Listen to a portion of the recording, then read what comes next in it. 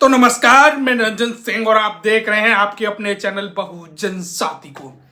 दरअसल आपको बता दें, सुप्रीम कोर्ट ने SC/ST आरक्षण का वर्गीकरण करने के लिए जो फैसला दिया है उसके खिलाफ सभी राजनीतिक दल आ गए हैं।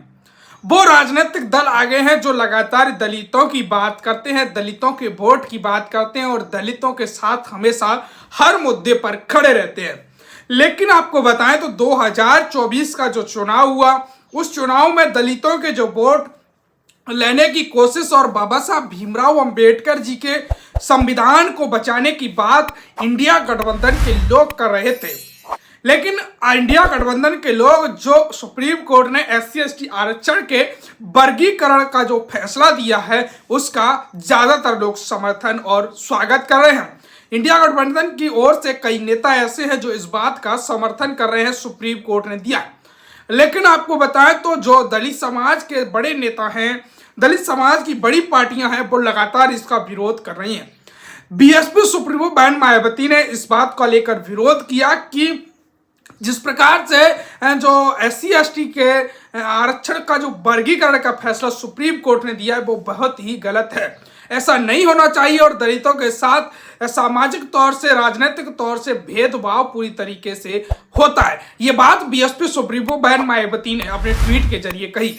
और एक बात, बड़ी बात ये भी कही कि आरक्षण को, SC/ST एक्ट को जो कोर्ट जिस प्रकार से फैसले ले लेता है उससे बचने के लिए बीजेपी कांग्रेस ने कोई कदम नहीं उठाए। अगर बीजेपी कांग्रेस कदम उठाती तो आरक्षण को 9वीं सूची में डाल सकती थी, लेकिन ऐसा नहीं किया। ये बात BSP सुप्रीमो मायावती ने कही। वहीं आपको बता दें, BSP सुप्रीमो बहन मायावती ने वहीं आपको बता दें, भीम आर्मी प्रमुख चंद्रशेखर आजाद ने भी इसका कड़ा विरोध किया और चंद्रशेखर आजाद की तरफ से जजों पर सवाल उठाए गए और उन्होंने कहा कि किस प्रकार के फैसले जो दे रहे हैं वो जजों की जाति देखना बेहद जरूरी है कि वो लगातार किस प्रकार से फैसले दे रहे हैं। वहीं इसके विरोध में महाराष्ट्र की राजनीति में बड़े चेहरे माने जाने वाले प्रकाश अंबेडकर, बाबा साहब के परपोते हैं, वो भी इसमें विरोध में आए और कहा यह बहुत ही गलत फैसला है। वहीं चिराग पासवान जो कि रामविलास पासवान के बेटे हैं, 5 सांसद हैं, मोदी सरकार में मंत्री हैं, उन्होंने भी इस बात का विरोध किया है और चिराग पासवान ने स्पष्ट तौर से कहा है कि सभी राजनीतिक दलों को सर्वदलीय बैठक बुलाकर इस बात का निर्णय लेना चाहिए कि ये होना चाहिए या नहीं होना चाहिए। चिराग पासवान ने स्पष्ट कर दिया कि हम इसके खिलाफत करते हैं। वही मोदी सरकार में ही मंत्री रामदास अठावले ने भी इसका कड़ा विरोध जताया है।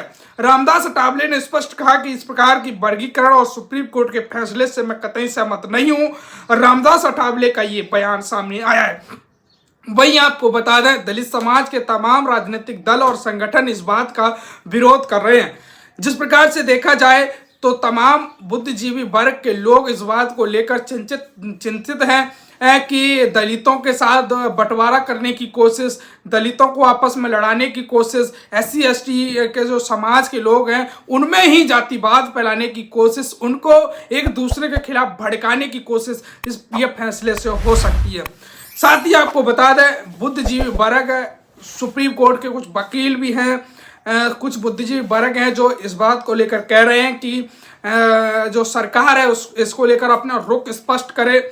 और साथ ही आपको बताएं तो कई आंदोलनों की चेतावनी भी लगातार दी जा रही है।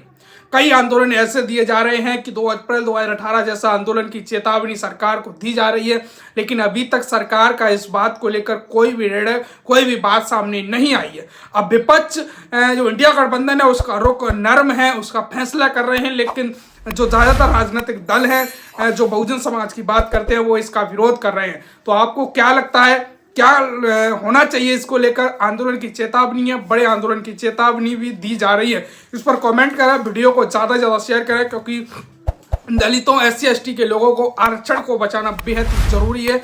आरक्षण के बारे में कमेंट ज़्यादा से ज़्यादा करें, वीडियो को शेयर करें, चैनल को सब्सक्राइब करें, पेज को फॉलो करें।